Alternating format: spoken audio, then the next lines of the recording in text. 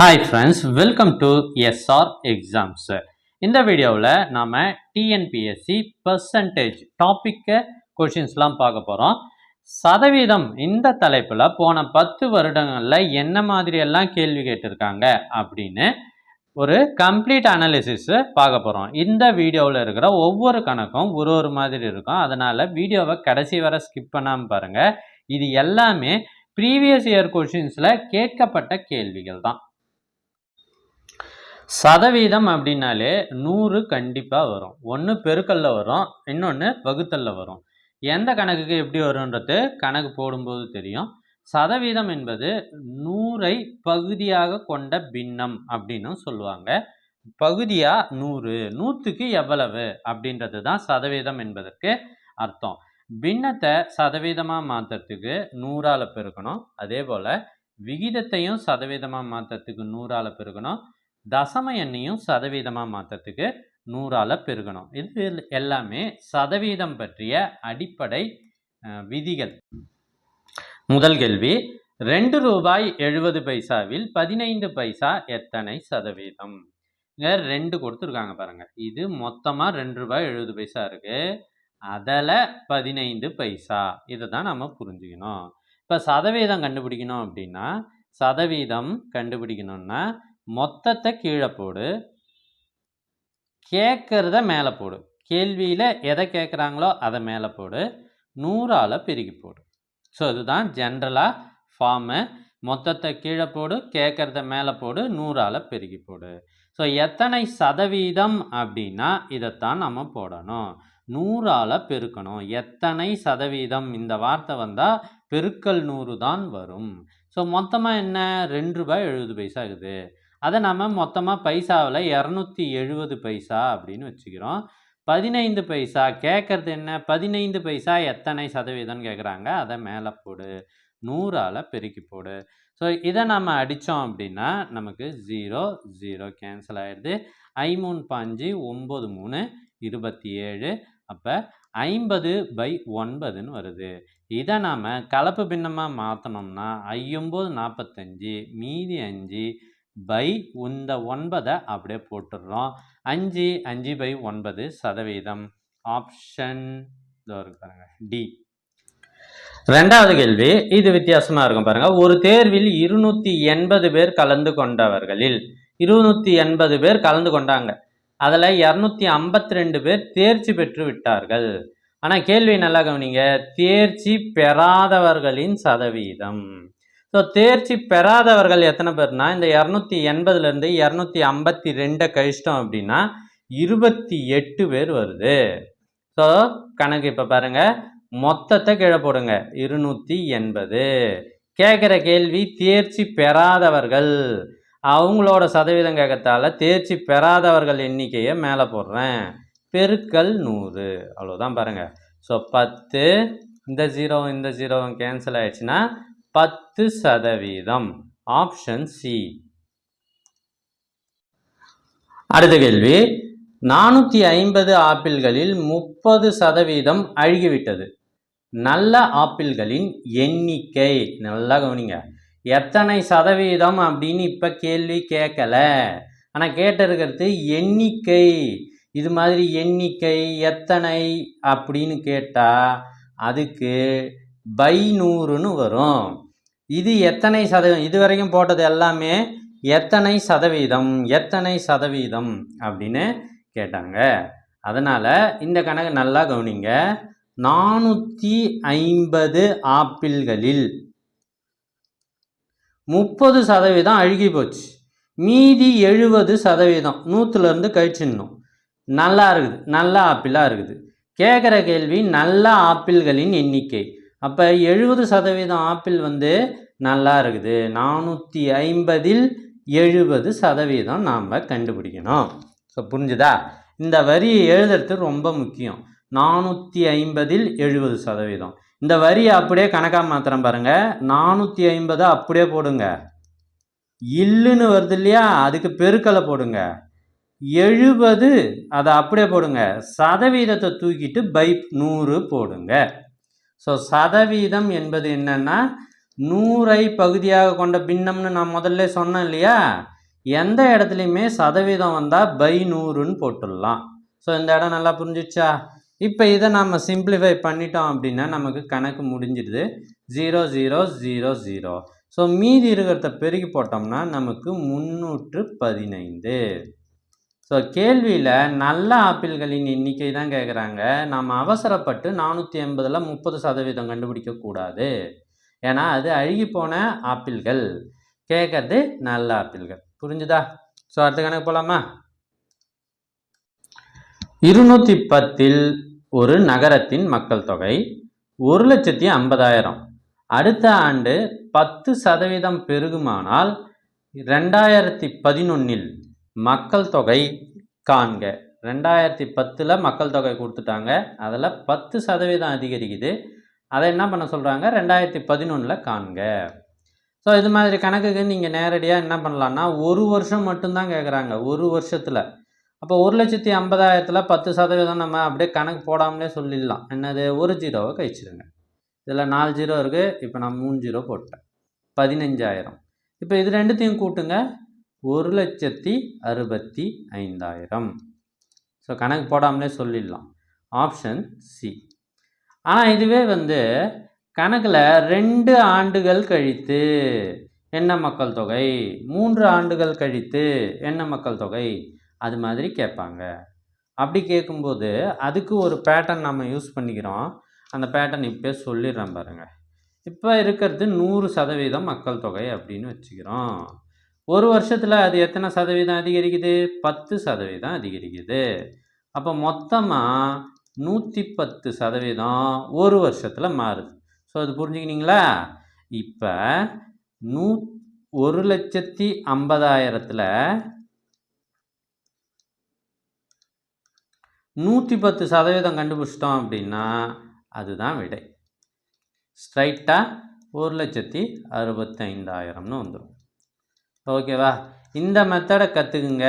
ஏன்னா ஒரு ஆண்டுக்கு மட்டும்தான் இது மாதிரி கூட்டுறது ஈஸியாக இருக்கும். 2 ஆண்டு 3 ஆண்டுனா இந்த மெத்தட் தான் கரெக்டாக இருக்கும். இந்த கேள்வி பாருங்க. ஒரு நகரத்தின் மக்கள் தொகை 1,76,400. வருடத்துக்கு 5% அதிகரிக்கிறது எனில் 2 ஆண்டுகளுக்கு பிறகு மக்கள் தொகை என்னவாக இருக்கும் அப்படின்னு கேட்குறாங்க. ஸோ இது நான் போன தடவை சொன்னது மாதிரி இது 2 ஆண்டுகளுக்கு பிறகு. இப்போ மொத்தமாக என்ன இருக்குது பாருங்கள், 1,76,400. ஒரு வருஷத்துக்கு 5% அதிகரிக்குது. அப்போ 100 + 5 105.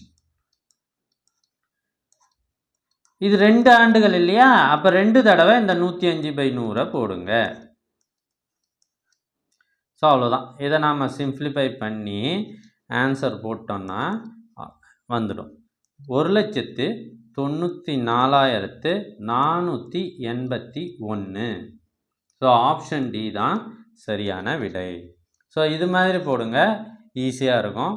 இப்போ நீங்கள் வேறு மெத்தட் பண்ணிங்கன்னு வச்சுக்கோங்க. இதில் முதல்ல ஒரு 5% கண்டுபிடிச்சி அதை இதுவும் கூட கூட்டி வரத்து ரெண்டுத்தையும் கூட்டினதுக்கு திரும்பி 5% கண்டுபிடிச்சி அதையும் திருப்பி கூட்டணும். இது டிஃபிகல்ட்டாக இருக்கும். அதை விட ஒரே ஸ்டெப்பில் ஆன்சர் வருது பாருங்கள். கொடுத்ததை மொதல் வருஷம் 105%, அடுத்த வருஷம் அதுக்கு ஒரு 105%. ஆன்சர் ஈஸியாக வந்துடும். இது வரைக்கும் மதிப்பு அதிகரித்தல், மக்கள் தொகை கூடுதல் அதெல்லாம் பார்த்தோம். இந்த கணக்கு பாருங்கள். இதனுடைய மதிப்பு வருஷா வருஷம் குறைஞ்சிக்கினே போகுது. அப்படின்னா என்ன சார் பண்ணணும்? கணக்கு போடுவோம். ஒரு எந்திரத்தின் தற்போதைய மதிப்பு ரூபாய் 50,000. இதன் மதிப்பு ஒவ்வொரு ஆண்டும் 10% குறைந்தால் 3 ஆண்டுகளுக்கு பின்னர் என்னவா இருக்கும் இதனுடைய மதிப்பு? எந்திரத்தோட மதிப்பு குறையத்தான் செய்யுது. இப்போ அதுக்கு என்ன சார் பண்ணோம் அப்படின்னா, எந்திரத்தின் தற்போதைய மதிப்பு 50,000 இருக்கு இல்லையா? இங்கே போடுறேன். மதிப்பு குறையுது அப்படின்னா குறையறத நாம் கழிச்சிடணும், 100லேருந்து கழிச்சிடணும். மதிப்பு கூடுதுன்னா நம்ம 100க்கு கூட்டிக்கிட்டோம், இப்போ 100லேருந்து கழிச்சிடுறோம். 10% குறையுதுன்னா 100 - 10 90% மாறுது. இது எத்தனை ஆண்டுக்கு கொடுத்துருக்காங்க? 3 ஆண்டுக்கு கொடுத்துருக்காங்க. இதை 3 தடவை போட வேண்டியது தான். இங்கே இடம் இல்லை, இங்கே போடுறேன். 90/100. இதை நம்ம சிம்பிளிஃபை பண்ணி போட்டுட்டோம் அப்படின்னா நமக்கு ஆன்சர் வந்துடும். இதை சிம்பிளிஃபை பண்ணால் 36,450. ஆப்ஷன் பி தான் சரியான விடை. ஸோ இதுதான் ஈஸி மெத்தட். ஓகே, சதவீதத்தை பொறுத்த வரைக்கும் நமக்கு எக்கச்சக்கமான மெத்தடில் கேள்விகள் கேட்பாங்க. இவ்வளோதான் சார் கேட்க முடியும் அப்படின்னு கிடையவே கிடையாது. அது நீண்டுக்குனே போகுது. வேறு டைப் ஆஃப் கொஷின்ஸ். சதவீதம் 7ஆம் வகுப்பு மற்றும் 8ஆம் வகுப்பு பாடப்புத்தகத்தில் வருது. அது எல்லாத்தையும் நல்லா ப்ராக்டிஸ் எடுங்க. அதுவும் இல்லாமல் ப்ரீவியஸ் இயர் கொஷின் பேப்பர்ஸை நல்லா ப்ராக்டிஸ் எடுங்க. அடுத்த கேள்வி பாருங்கள். ஓர் எண்ணின் 5/3, அதாவது 3/5 மடங்கின் 60% மதிப்பு 36 எனில் அந்த எண்ணை காண்க. இந்த வரியை அப்படியே நம்ம கணக்காக மாற்றணும். அதான் ஒரு எண்ணை நம்ம எக்ஸ்ன்னு வச்சுக்கிறோம். எக்ஸின் இன்னுன்னு வந்தால் என்ன சொன்னேன்? இன்னோ இல்லோ பெருக்கலை போடுங்க.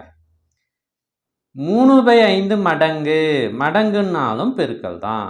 3/5. 60%, 60 அப்படியே போடுங்க. சதவீதத்தை எடுத்துட்டு /100 போடுங்க. அதனுடைய மதிப்பு என்னவா இருக்குதான்? 36. இப்போ பாருங்கள், ஈஸியாக இருக்கும். ஸோ இனிமேல் நம்ம ஆன்சர் போட வேண்டியது தான். 6 36, 5 60, 4 5 5, 2 5 10, 4 3 3, 2 3 6, 2 கேன்சல் ஆகிடுச்சு. மிச்சம் இருப்பது x/100 = 1, x = 100. Option B. So இது மாதிரி எந்த கணக்குனாலும் அதுக்கு இதை படித்து அப்படியே அடுத்த ஒரு ஈக்குவேஷன் ஃபார்ம் பண்ணிட்டீங்கன்னா ஆன்சர் வந்துடும். இந்த இன்னுனா பெருக்கல், மடங்குனாலும் பெருக்கல், சதவீதம்னா /100. இது மாதிரி எடுத்து எழுதி ஆன்சர் கண்டுபிடிங்க.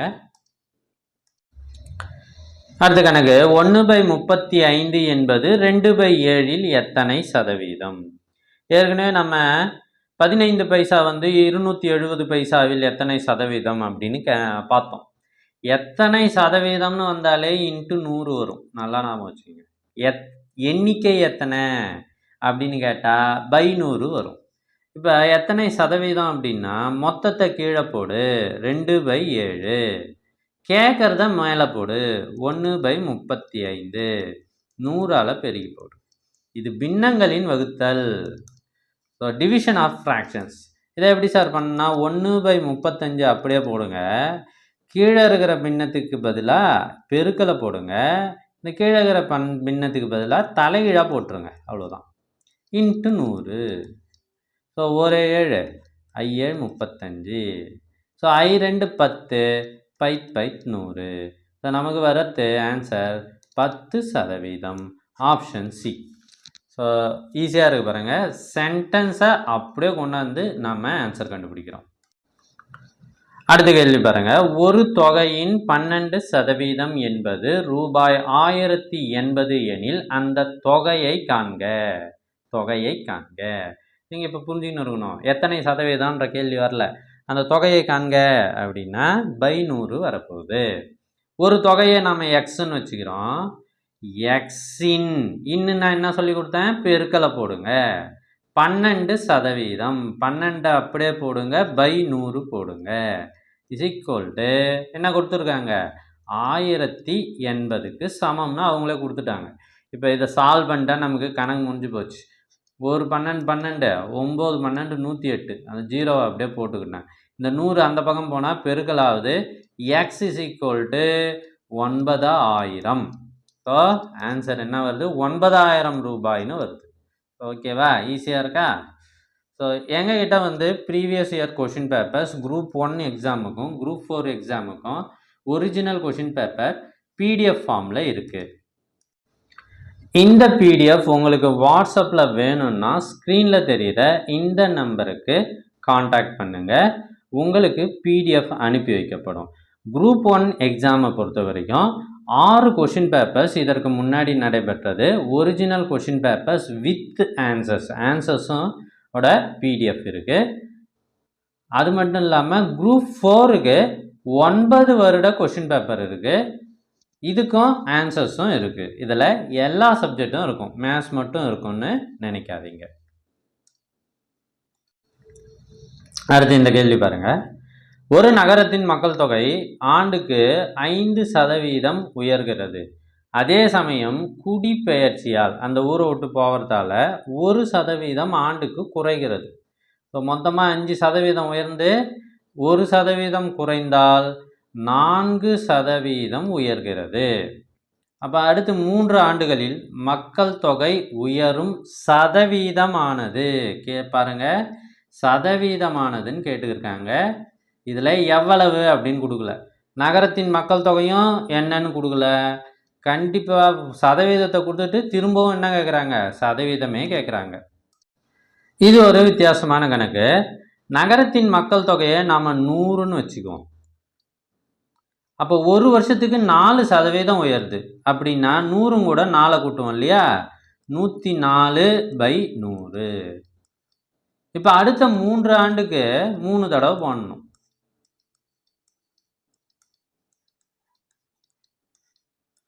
ஸோ இதுக்கு என்ன ஆன்சர் வருது அப்படின்றத பார்க்குறோம்.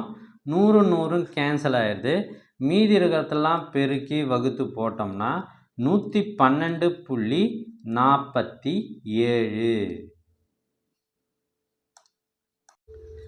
அப்படின்னு வருது. ஆனால் முதல்ல மக்கள் தொகை 100ன்னு இருந்தது, இப்போ 112.47 இருக்கு இல்லையா, அந்த 100 கழிச்சிட்டோம் அப்படின்னா நமக்கு 12.47 அப்படின்னு வருது. ஆப்ஷன் டி தான் சரியான விடை. ஸோ இப்படி தான் கணக்கு போடணும். அடுத்த கேள்வி. ஒரு நகரத்தின் மக்கள் தொகை 10 வருடங்களில் 1,75,000 2,62,000 மாறுது அப்படின்னா ஒரு ஆண்டின் சராசரி அதிகரிப்பு சதவீதம். அதிகரிப்பு சதவீதம் கேட்குறாங்க. என்ன கேட்குறாங்க பாருங்க, அதிகரிப்பு சதவீதம் தட் இஸ் ஈக்குவல் டு, இப்போ அதிகரித்த தொகையை மேலே போடுங்க, மொத்தம் என்பதுக்கு பதிலாக முதல்ல இருந்த தொகையை கீழே போடுங்க, முதல் தொகையை கீழே போடுங்க, 100ஆல் பெருக்கி போடுங்க. இதுதான் ஆன்சர். சரியா? இப்போ அதிகரிப்பு சதவீதம் குறைவு சதவீதம் அப்படின்னு கேட்டால் இப்படி தான் போட வேண்டும். அதிகரித்த தொகையை எப்படி சார் கண்டுபிடிக்கிறது? 2,62,500 1,75,000 கழிச்சிட்டோம் அப்படின்னா நமக்கு 87,500 வருது. ரைட்டா? அதை மேலே போடுங்க. அதிகரித்த தொகை அதுதான். 87,500 பேர் கூடியிருக்காங்க. இப்போ முதல்ல இருந்த தொகை 1,75,000. ஸோ மறந்தோம், இந்த கடைசியாக இருந்த தொகையை போடக்கூடாது, முதல்ல இருந்த தொகை தான் போடணும். இதை வகுத்து 100ஆல் பெருக்குனா நமக்கு ஆன்சர்ஸு வந்துடும். ஸோ 1 2 3 1 2 3 இதை நம்ம அடித்து போட்டோம் அப்படின்னா எக்ஸாக்ட்லி என்ன வரும்? 50 வருது. 50%. Sir 50%மா sir? ஆன்சரே இல்லையே. கணக்கில் என்ன கேட்குறாங்கன்னா ஓராண்டு சராசரி என்ன. ஸோ 10 வருஷத்துக்கு 50%னா ஒரு வருஷத்துக்கு என்ன 10ஆல் வகுத்தோம்னா 5%. ஆப்ஷன் பி தான் சரியான விடை. நான் ஏற்கனவே சொன்ன மாதிரி இதில் இருக்கிற ஒவ்வொரு கணக்கும் ஒவ்வொரு விதமாக இருக்கும். அடுத்து ஒரு டிஃப்ரெண்ட்டான கொஷின். இதை பார்க்கறதுக்கு முன்னாடி நம்ம சேனலில் போடப்பட்ட வீடியோக்கள், டிஎன்பிஎஸ்சி சம்பந்தமான வீடியோக்கள் அனைத்தையும் பார்க்கணும் அப்படின்னா டிஎன்பிஎஸ்சி அப்படின்னு டைப் பண்ணி இந்த நம்பருக்கு வாட்ஸ்அப் பண்ணுங்கள். டிஎன்பிஎஸ்சி மேத்ஸ் டாப்பிக்கில் எல்லா டாப்பிக்லேயும் நம்ம ஆன்சர்ஸ் போட்டிருக்கோம். ஸோ எல்லா டாப்பிக்கையும் நம்ம போட்டிருக்கோம். அதுவும் இல்லாமல் group 1 group 2 group 4 exam maths questions எல்லாத்தையும் சால்வ் பண்ணி வச்சுருக்கோம். இதுக்கு நீங்கள் வாட்ஸ்அப் அனுப்புனீங்கன்னா உங்களுக்கு உடனடியாக இலவசமாக அனைத்து வீடியோக்களும் அனுப்பி வைக்கப்படும். இந்த கேள்வி பாருங்கள், வித்தியாசமாக இருக்குது. ஒய்யின் x% என்பது 100 எனவும். நான் சொன்ன மாதிரியே போடுங்க. ஒய்யை அப்படியே போடுங்க, இன்னுன்றதுக்கு பதிலாக பெருக்கல் போடுங்க. x%னா x/100ன்னு போடுங்க. இது என்னது 100 அவங்க கணக்கில் கொடுத்துருக்காங்க. அடுத்தது இசட்டின் ஒய் சதவீதம். இசட்டை போடுங்க, இன்னுக்கு பதிலாக பெருக்கல் போடுங்க, ஒய் அப்படியே போடுங்க, சதவீதத்தை தூக்கிட்டு பை 100 போடுங்க. இஸ் ஈக்குவல் டு என்ன கொடுத்துருக்காங்க 200 அப்படின்னு கொடுத்துட்டாங்க. இது 100, இது 200. இப்போ என்ன கேள்வின்னா எக்ஸுக்கும் இசட்டுக்கும் உள்ள தொடர்பு என்ன? ஸோ இது ரெண்டுத்துக்கும் நம்ம தொடர்பை உண்டாக்கணும். அப்போ இங்கே 200 இருக்குது, இங்கே 100 இருக்குது. நான் என்ன பண்ணுறேன், இதை 2ஆல் பெருக்கிடுறேன். ரெண்டு பக்கமும் 2ஆல் பெருக்குனா 2 × y × x by 100 is equal to 200ன்னு வந்துடும். ஸோ இப்போ எனக்கு என்னாச்சு, இதுவும் 200 இதுவும் 200ஆ, ரெண்டுத்தையும் கம்பேர் பண்ணுறேன். 2 × y × x by 100 is equal to z × y by 100. So 2 200ன்றதால ஈக்குவல் பண்ணிட்டேன். இதை எடுத்து இங்கே எழுதிட்டேன், இதை எடுத்து இங்கே எழுதிட்டேன். இப்போ இங்கேயும் y இருக்குது, இங்கேயும் y இருக்குது, இங்கேயும் 100 இருக்குது, இங்கேயும் 100 இருக்குது. கடைசியாக எனக்கு என்ன வந்தது பாருங்கள், 2x இஸ் ஈக்குவல் டு இசட்னு வந்திருக்கு. ஸோ இது மாதிரி எங்கேயாவது இருக்கா பாருங்கள். ஸோ ஆப்ஷன் சியில் இருக்குது, Z is equal to 2x. So அவ்வளோதான். அடுத்த கேள்வி பாருங்க, b மைனஸ் ஏவின் 30%ம் a பிளஸ் பியின் 18%ம் சமம் எனில் a இஸ்டு b ஆனது எதற்கு சமம்? ஸோ பாருங்க, இதில் அல்ஜிப்ராவும் இருக்குது, சதவீதமும் இருக்குது, விகிதமும் இருக்குது. இந்த கணக்கு ஒரு இன்ட்ரெஸ்டிங்காக இருக்குது. ஸோ நமக்கு என்னென்னா என்ன சொல்கிறாங்களோ அதை அப்படியே எழுதணும். b மைனஸ் ஏ அப்படியே போட்டாச்சு. இன்னுக்கு பதிலாக பெருக்கல் 30%னா 30/100 இஸ் ஈக்குவல் டு, அது வந்து சமம். எதுக்கு சமம்? a ப்ளஸ் பி இதனுடைய 18% சமம். இப்போ ஏவையும் பியும் கண்டுபிடிக்க போகிறோம் பாருங்கள். இந்த 100ம் இந்த 100ம் கேன்சல் ஆகிடுது. 3 18 5 30. ஸோ அது அப்படியே இங்கே பெருக்கிறேன். 5b minus 5a is equal to 3a plus 3b. இப்போ ஏவெல்லாம் ஒரு சைடு கொண்டு போகிறேன், b எல்லாம் ஒரு சைடு கொண்டு போகிறேன். 5b minus 3b is equal to 3a plus 5a. So இங்கே வந்து பார்த்தீங்கன்னா 2b is equal to 8a. அடித்தோம்னா நமக்கு b இஸ் ஈக்குவல் டு 4aன்னு வருது. இந்த 4 இந்த பக்கம் bக்கு கீழே அனுப்பி விட்டுறேன். b by 4 is equal to a by 1ன்னு போட்டுக்கலாம். அப்போ a is to b is equal to 1:4. So a is to b 1:4, option A. இதுதான் ஆன்சர். ஸோ இது ஒரு டிஃப்ரெண்ட்டான கணக்கு. எதுவாக இருந்தாலும் நான் சொல்லி கொடுத்த மாதிரி எப்படி இப்போ எங்கே பெருக்கல் போடணும், எங்கே பை 100 போடணுன்ட்டு போட்டுட்டு அதுக்கப்புறம் சால்வ் பண்ணுங்கள், ஆன்சர் வந்துடும். அடுத்த கேள்வி, இதுதான் கடைசி கேள்வி, வீடியோவோட கடைசி கேள்வி. n-இன் n% என்பது 64 எனில் n-இன் மதிப்பு. ஸோ மந்திரம் போடுற கேள்வி மாதிரி இருக்கும். இருந்தாலும் நம்ம பாருங்கள், இன்னுக்கு பதிலாக பெருக்கல், n%னா n/100, சதவீதத்தை தூக்கி பை 100 போட்டுடுறேன், இஸ் ஈக்குவல் டு 64. இதிலேருந்து நம்ம என்ன கண்டுபிடிக்க போகிறோம், என்னோட மதிப்பு கண்டுபிடிக்க போகிறோம். n²/100 is equal to 64. அப்படியே ரெண்டு பக்கமும் ரூட்டு போடுமா, போட்டோம்னா n² என்ன ஆயிடுது, 100 10 வந்துடுது, 8 8 64. So n is equal to 8 × 10 80. Option C தான் சரியான விடை. இந்த வீடியோ உங்களுக்கு பிடிச்சிருந்தால் லைக் பண்ணுங்கள், மறக்காமல் சப்ஸ்கிரைப் பண்ணிவிட்டு கமெண்ட் பாக்ஸ் ஓப்பன் பண்ணுங்கள். ஃபஸ்ட்டு கமெண்ட்டில் உங்களுக்கு ஒரு சர்ப்ரைஸ் இருக்குது. உங்கள் ஃப்ரெண்ட்ஸுக்கு இதை ஷேர் பண்ணுங்கள். தேங்க்யூ ஃபார் வாட்சிங்.